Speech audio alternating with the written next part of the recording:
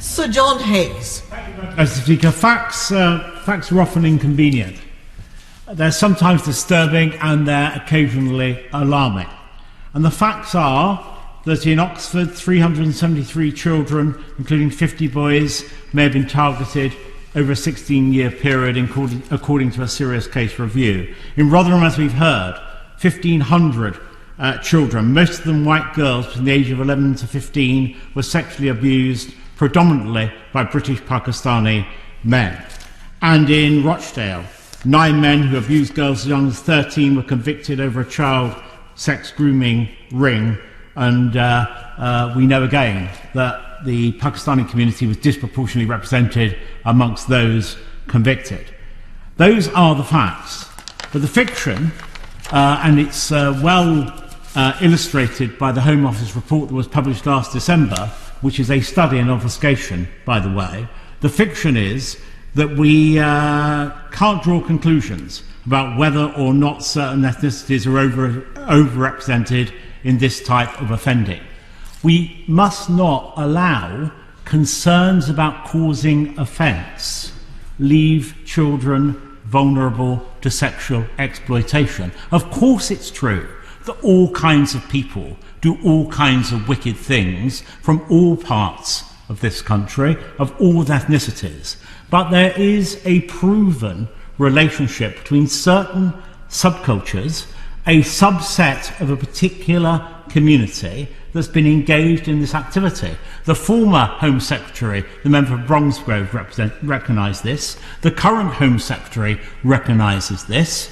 The reports and studies into these events recognise all of this. So let's deal with facts rather than fiction. Mindful of that, I was also noting that in the J report and other inquiries, there has been a proven link to taxes. Taxes were used, and I quote, to cruise and pick up young girls from care homes and even schools. And as the Minister for Transport, I commissioned a report into taxi licensing with a view to putting safety at the top of the agenda.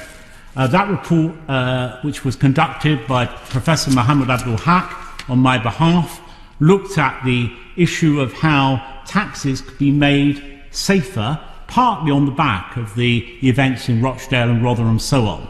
It is imperative the government now look again at that report and put into law those recommendations which will guarantee that these things do not happen again.